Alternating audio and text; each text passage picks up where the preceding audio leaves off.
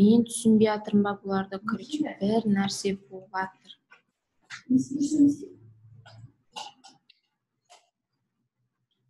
Түсінбей жатыр. Бір-бірімізді түсінбей жатыр. Мен сотысымен қатар қойып сіздесек. Жоқ, сенікіне кіріп тұр, я? Ссылканың үстіне басқан. Идентификатор жазып кірші. Ұмытып қалдың ғой мен оны.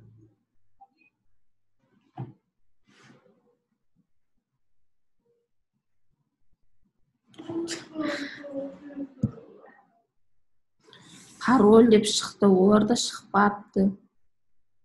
Zoom деген приложение басқан ба, интернеттен көріп отырмын. Басқан. Вот, Танчо, сен кірілдің. Енді зачем бұлар кіре алмайды?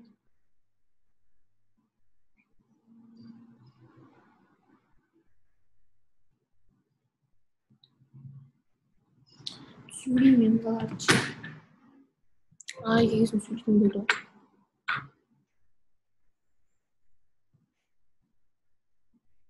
Бәрін еш қызған екен.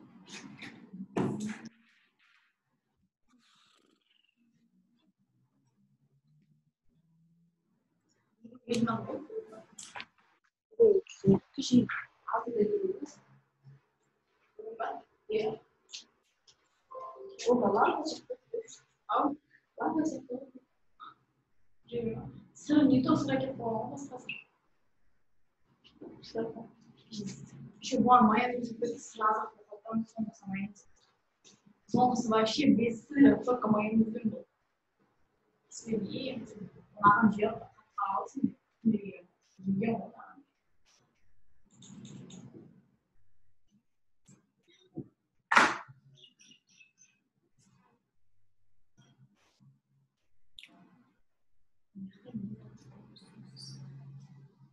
Жуалы кім кірген отыр? Хатшысы кірген отыр ма? Төрағасы. Төрағасы? Мен саған атын тақырып жібердім ғой. Мына қосылды ма? Қосылды. Екіні ұстап сөзсің. Біліп өзден білеміз.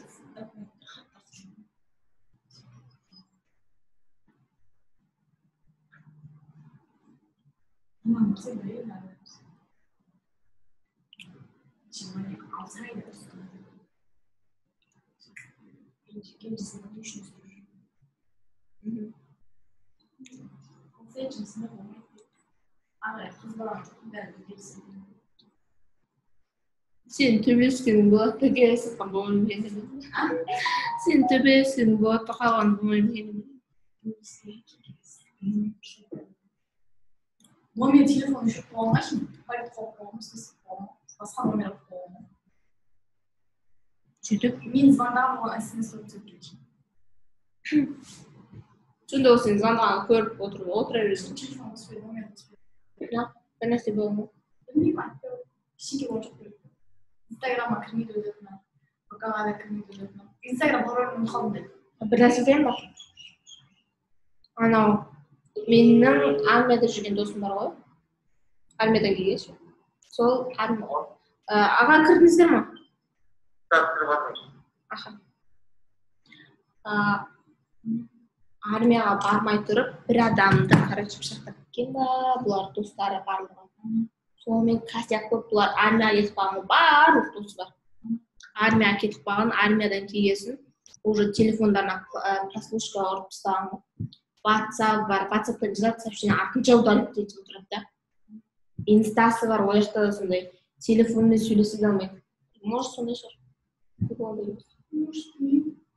сөйлеспей отырған мен телефонмен. Только біреудің атынан жазылды да. Косяк болғанда, бір жерін қыстың жүрген бүгін мен терісін астына кетемін. Кетсе кетсе ма, хотя астына жүрген. А тебе не символ телефон, успеешь говорить, болған ғой. Телефонның бәрін номерін бәрін біреу өзінің аударып алған номер. Мүмкін сол. Мүмкін емес дедім, қайта аударып алады өзім. Жасушка отырғанбыз.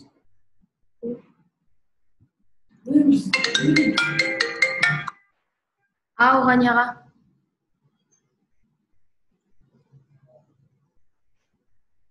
Бірден 5-ке дейін жазыңыздар.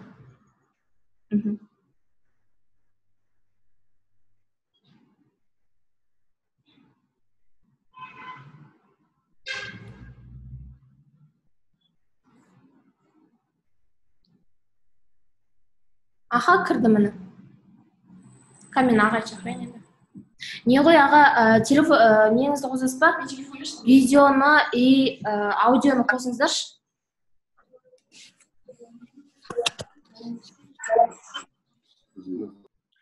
Телефонның бұрышындашы аға. Шерхан Ғанияға.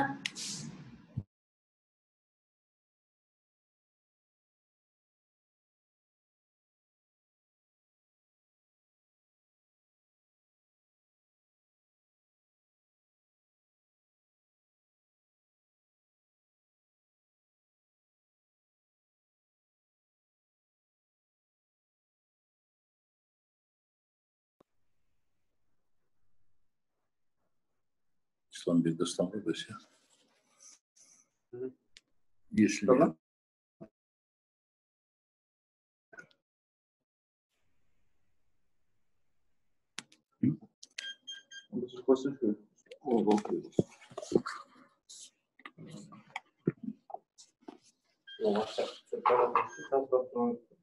Anladım.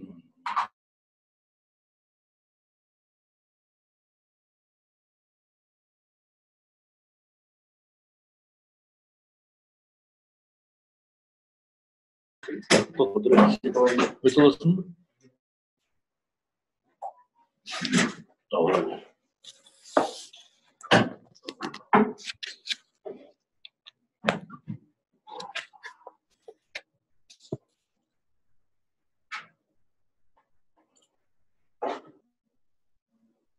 Ассалаумағалейкум достар. Бүгін біз тікелей эфирге шығудамыз. Тікелей эфирде бүгін біз Жуалы ауданының қоғамдық кеңесінің атқарылған жұмыс туралы сөз қозғаймыз. Бүгін бізге Zoom мен тікелей эфирге шығып отқан Жуалы аудандық қоғамдық кеңесінің төрағасы Сейітхан Шераханұлы Жұмашев.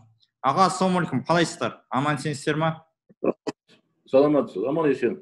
Ауру сырқаудан амансыздар. Бәрі жақсыздар. Аллаға шүкір.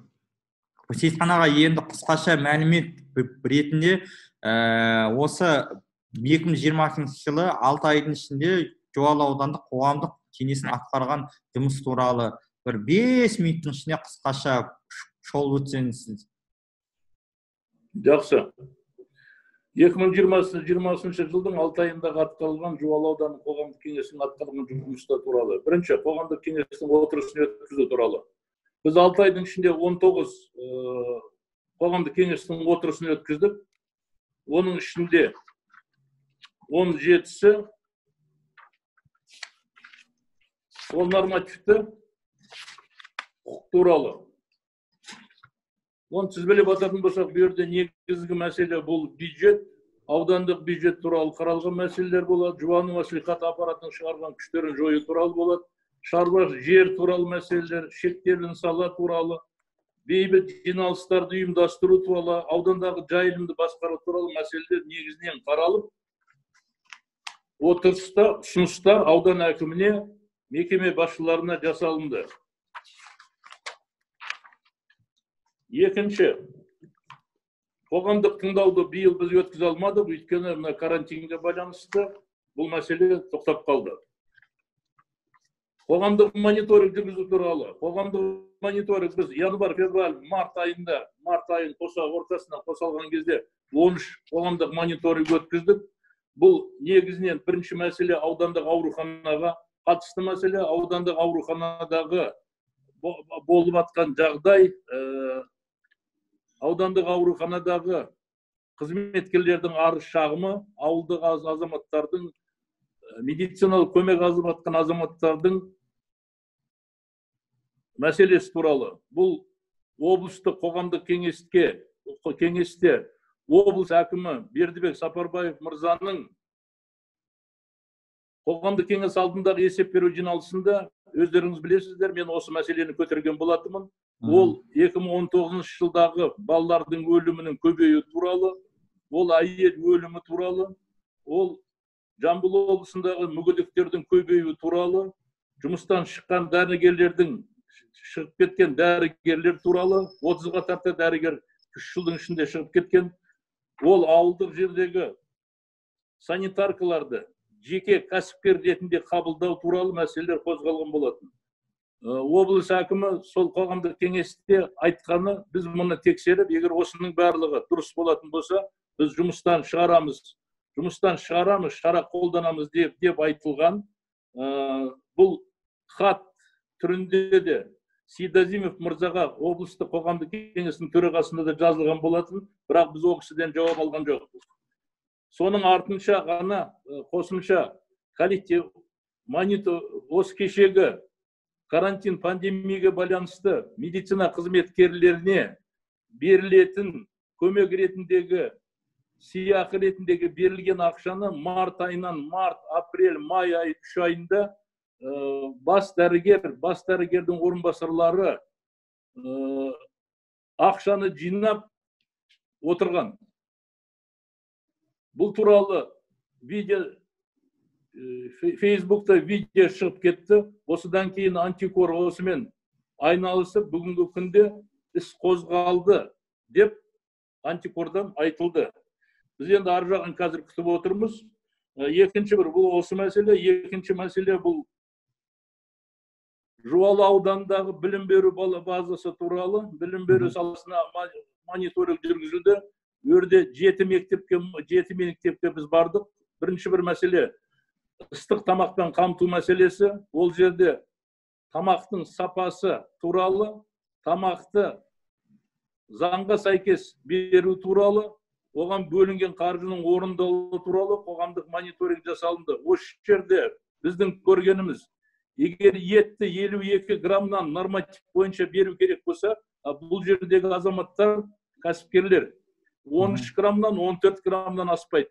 Біз осы туралы бұны аудандық прокуратураға бердік, аудан әкіміне ұсыныс жасалынды, білім бөлімінің басшысына ұсыныс жасалынды. Екінші бір мәселе, 19 жылы білім саласына 178 компьютер алынып берілген. Оған контрафактный программа енгізілген. Осы туралы жазып жатып, антикорға қайтадан хат жазып, осыны тексеріп, білім бөлімінің басшысына штраф салынды. Қазіргі кезде ол кісі жұмыстан кетіп қалды.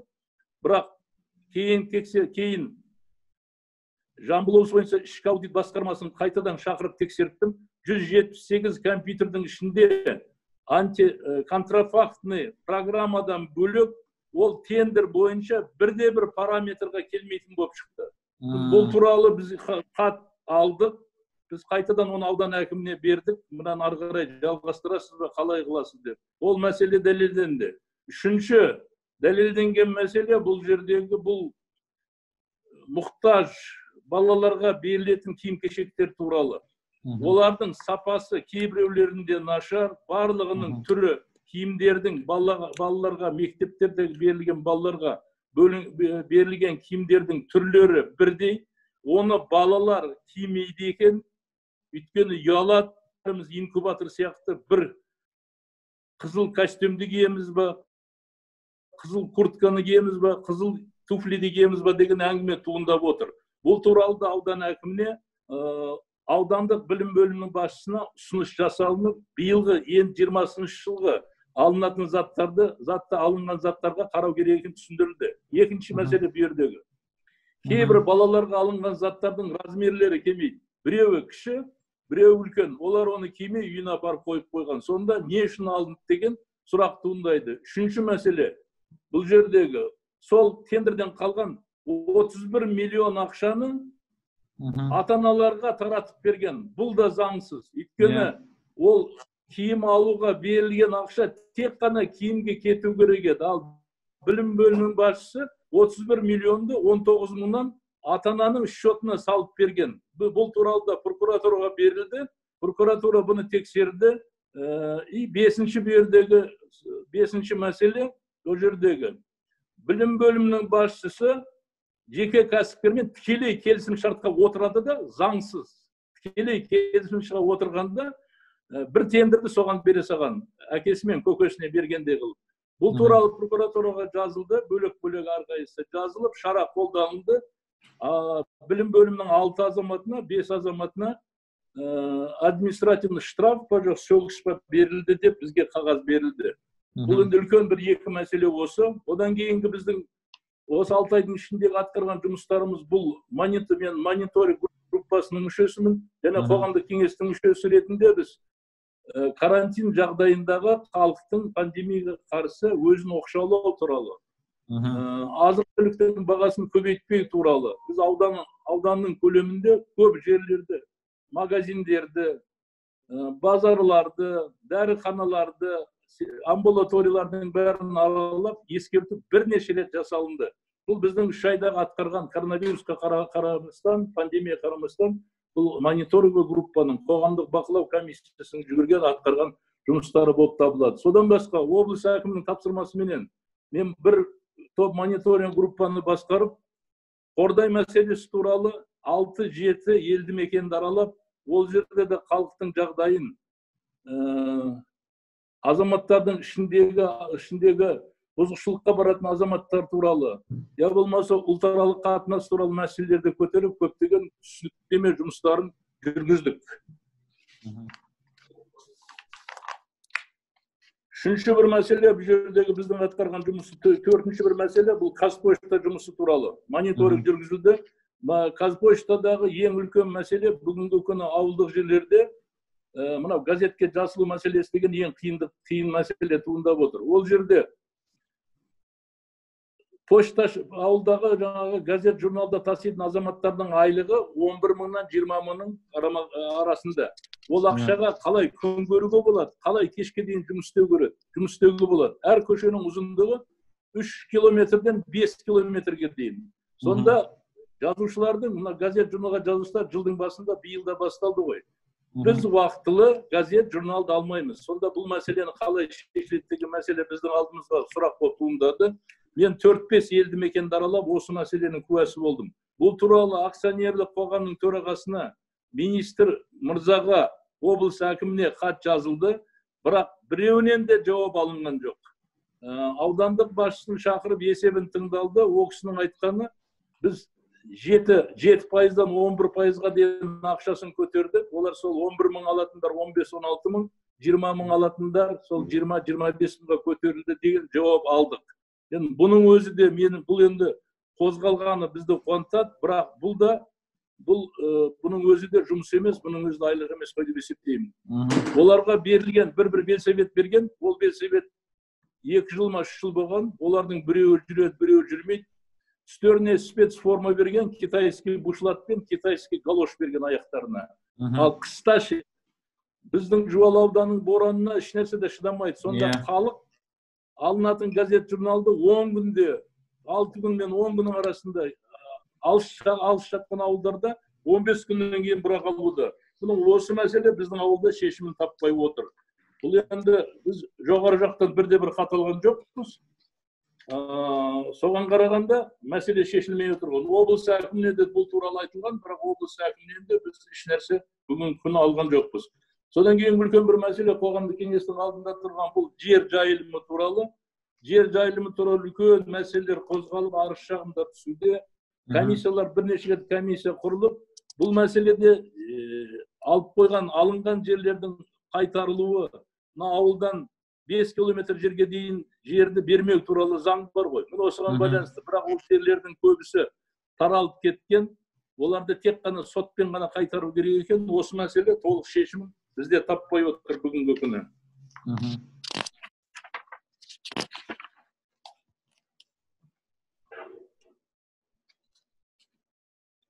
Бұл туралы азаматтардың құқықтары тағы да біздің қоғамдық кеңесте көптеген мәселелер талқыланды. Бұл үлкен бір мәселенің біреуі, бұл бюджеттік бағдарламаның жобалары туралы аудан әкімінің биылғы жылғы есебінде бұл қаралды. Бұдан бөлек экономика бөлімінің басшысы да тыңдалды.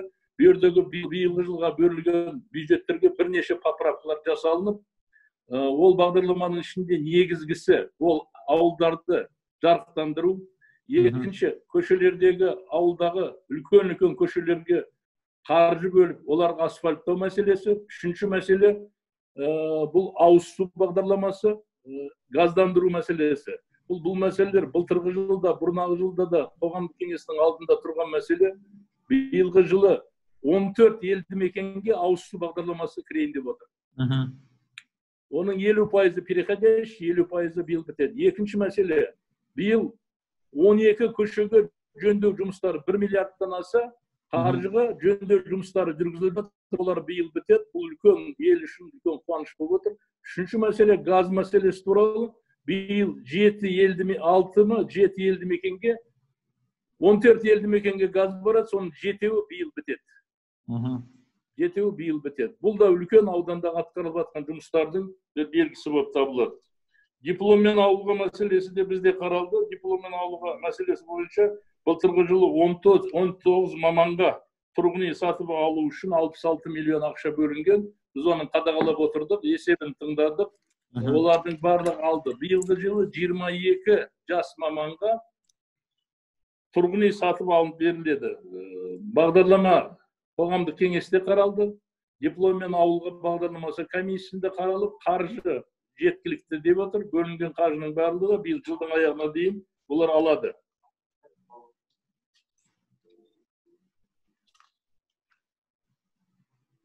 Газдандыру мәселесі туралы 14 емес, мен де біреуін қоспаппын. 15 елді мекенде биылғы жылы газ мәселесі Кәріқорған, Тасбостау, Қосмұрат, Шыңбұлақ, Майбұлақ, Қоңыртөбе, Көлтаған сияқты ауылдардың бәрінде де биылғы жылы газ кіретін болады. Жоғарыдағы ауылдар ғой олар, жоғарыдағы ауылдар. Иә, жоғарыдағы таулы аймақтар ғой, ең керегі сол таулы аймақтар ғой. Ол ана Чимкент облысының, Түркістан облысының границасына дейін биылғы жылы барады. Онда көп жұмыстар биылғы жылы орындалайын деп отыр ғой. Бұл елді қуантатын мәселе деп ойлаймыз. Өте керемет. Өте жақсы. Біз енді бұдан басқа да бұл қоғамдық кеңестің қайырымдылықтан түскен ақшаны тексеру жұмсалу туралы карантинге байланысты біз тексере алмадық. Осы үлкен бір бағдарлама бізде тұр.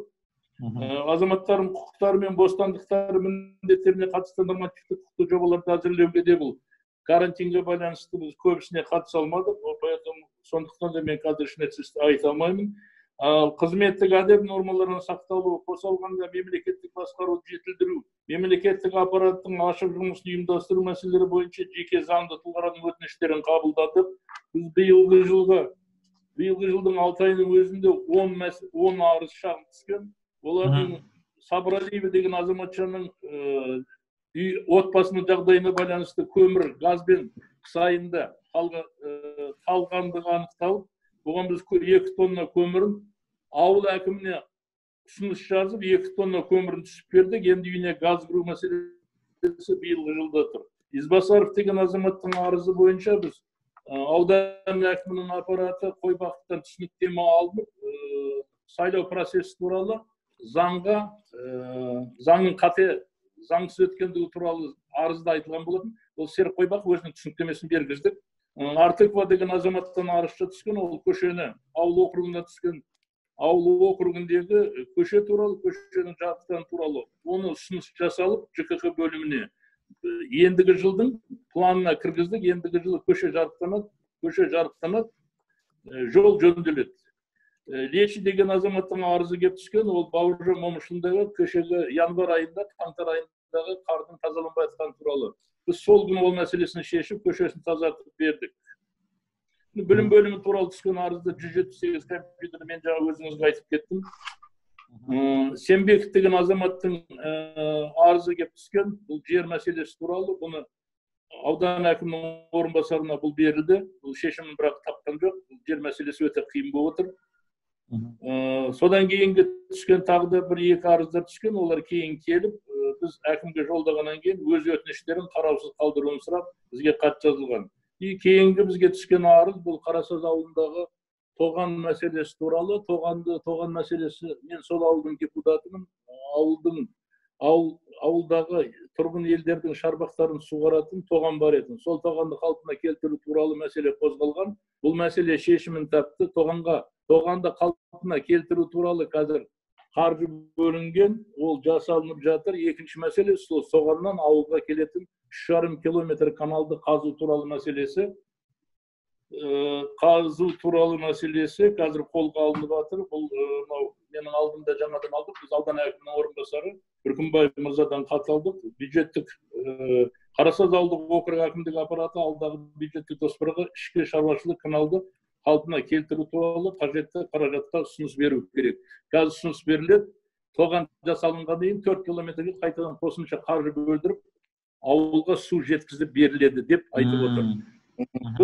Бұл мәселе, біз осы қоғамдық кеңесте қаралған мәселелердің бәрін ауданды газетке шығардық. Бүгінгі күнге 9 мақала облыстық газетке, Знамя трудаға, Ақжолға, Нөмір газетіне 9 мақала шықты. Барған жердегі қоғамдық кеңестің атқарған жұмыстары туралы барлығын газет бетінде жариялап отырмыз. Мен болдым, Ислам, үлкен рахмет тыңдағаныңызға. Рахмет ағай.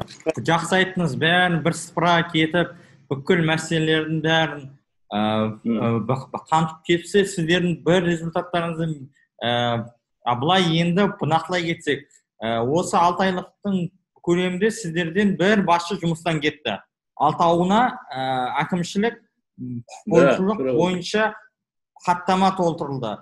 Және қанша миллион теңге қайтарылды? Нақты. Мен айта алмаймын. Сіз айттыңыз, дұрыс емес, бұдым салған 300 бірден кейін миллионға сатып алған компьютерлер не себептен ғой, янаға? Ол 178 компьютер, олардың контрафактный, оған программа енгізілген, китайский, одноразовый. Ол туралы аудит тексерді. Екінші тексеру барысында анықталғаны 178 компьютердің. Оның тендерге берген кезде конкурсның заявка деген бар ғой. Иә, сол берген ішіндегі заттардың көбісі параметрлері сәйкес келмейді. Бұл туралы мен аудан әкіміне бердім. Жөнделді ма сол компьютерлер? Жөнделген жоқ па? Ол компьютерлерден бізге жазған антикордың жазып берген қағазында сіз осыны сотқа бердіңіз деп маған қағаз берді. Мен оны аудан әкіміне бердім, мынаны не істейсіз ары қарай деп. Білім бөлімінің басшысына бердім, мынаны не істейсіздер, компьютерлер қалай деді. Бірақ мен оған жауап алған жоқпын. Екінші мәселе, жауап алған жоқпын. Екінші мәселе, білім саласындағы бұл 31 миллион заңсыз ата-анаға таратылған ақша. Бұл туралы да прокуратура бізге берген жоқ жауабын, 31 миллион. Бірақ 6 адам, 5 пе 6 адамға шара қолданып деген хат алды. Ақшаның қайтарылмаған туралы әңгіме қозғалған жоқ. Түсінікті. Үлкен мәселе бұл енді жылдың басынан бері қозғалып келатқан мәселе, бұл аудандық ауруханадағы заңсыз әрекеттер етін. Бұл енді бүгін аудан халқы, аудандық аурухана ұжымы, облыстың өзі үлкен рахмет айтуда. Бұл үлкен мәселе. Үлкен мәселе, үлкен дауға кеп соқтырды, өйткені қазіргі қиын қыстау кезеңде сол адал еңбегін танытып жүрген үшінші деңгейлі жұмысшылардан ақшасын алып қою, ол өзі үлкен мен бассыздық деп те есептеймін. Бұл деген адамды соғыс кезінде қорлау деген менде несім, өйткені біз өйткені қазіргі уақытта биологиялық соғыс алаңдамыз. Қаншама біздің таныстарымыз, жақындарымыз дүниеден өтіп жатыр. Олар оған қарамастан сол бірінші шекте жүрген адамдардың бөлінген қаражатын алып қалу, ол былай айтқанда, орысша айтқанда кощунство дейді. Кощунствомен айналысы деп есептеймін. Енді алдағы 6 айда қандай жұмыс атқарамыз деп отырсыздар? Жоспарларыңыз қандай? Енді біз мынау қоғамдық кеңестің bir 70%, 65'ten asқан азаматтар. Ал енді қалғаны сол 50-ге дейінгі азаматтар бар, бірақ олардың барлығы да өзінің мекеме басшылары болғаннан кейін жұмысына байланысты шыға алмай жатыр. Екінші мәселе, мынау карантин мәселесі қалай болады деген мәселеге байланысты біз тек қана қазір кабинетте отырып арыз шағымды қабылдау, содан кейінгі қоғамдық кеңестің бізге түскен өтініштері бойынша отырыстарын өткізу мәселесі алда тұр. Біздің алдымызда жоспар, жылдың басында құрылған жоспар бойынша мектеп пен балабақшаларды біз жаңа айттым ғой, 7 мектеп тексерілді. Одан басқа біз мемлекеттік стандарттардың орындалу барысын қадағалау деген мәселені қозғап отырмыз. Біз 7 мектепте осыны қозғадық. Бұл жерде де 1-2 нарушение табылды. Біз оны білім бөлімінің басшысына бердік. Стандарт туралы. Енді сол стандартты жалғастырамыз. Содан кейін екінші мәселе, басқа да ауданда 39 мектеп бар. Біз оның 7-еуін ақ тексердік. Бұл үлкен бағдарлама. Сол сентябрьде егер мектептер ашылатын болса, біз оны ары қарай жалғастырамыз. Бірінші, сондағы мектептердегі балабақшалар ашылған жағдайда ыстық тамақпен қамту мәселесі үлкен проблема. Біз оны да бірте-бірте жолға қойып келе жатырмыз. Үшінші мәселе, үлкен мемлекеттен қаржы алып жұмыс істеп жатқан үлкен мекемелер бар. Ол мекемелердің солардың бөлінген қаржының жоспардың орындалуы, атқарылған жұмыстардың сапасы деген мәселе бар. Одан басқа Бауыржан Момышұлы ауылында бүгінгі күнге 12 көшеде жұмыс жүріп жатыр, 1 миллиардтан астам. Осының сапасын қадағалап, бақылау, қабылдап алу мәселесі тұр. Бұл жылдың аяғына дейін барады. Үшінші мәселе бұл ауыз су бағдарламасы. 14 елді мекенде бүгінгі күні ауыз су бағдарламасы жүріп жатыр.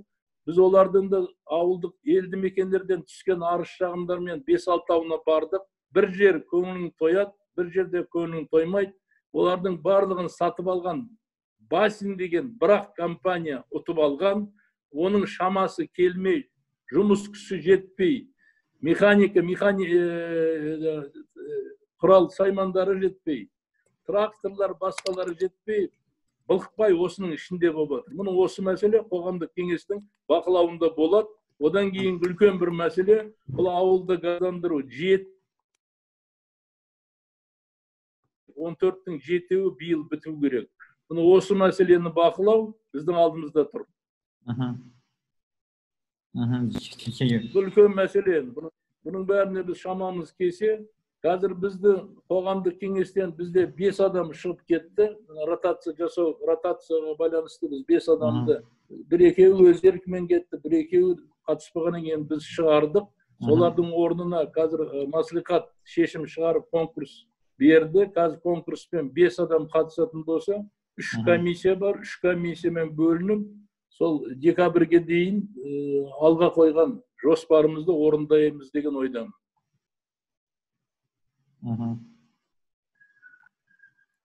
Енді посетханаға жұмыстарыңызға рахмет. Өте жақсы айтып шықтыңыздар, өте жақсы результат беріп отырсыздар деп есептеймін. Өйткені аудан көлемінде осындай заңсыздарды байқау, заңсыздарды айқайлап шырылдау. Сіздер бір жыл емес, 5 жыл болды аудандық ЦРБ-дағы жағдайларды айтып келе жатқандарыңызға, осындай жағдайдың осындай жетуіне өйткені уақыттың өзі әкелді деп есептеймін. Өйткені бір күндік жиналған нәрсе емес бұл ше. Бұл бірнеше жылдық жиналып, әбден піскен дүние деп мен есептеймін. Енді сізге осылай тікелей эфирге шығып, бізбен тілдескен үшін көп-көп рахмет. Сізге денсаулық тілеймін. Аман болыңыз. Сол елді басқарып, адал еңбекпен қызмет атқаруға, қоғамдық бақылау жүргізе беруге Алла сізге қуат бере берсін көке. Аман болайық, сау болайық. Келіскенше. Рахмет.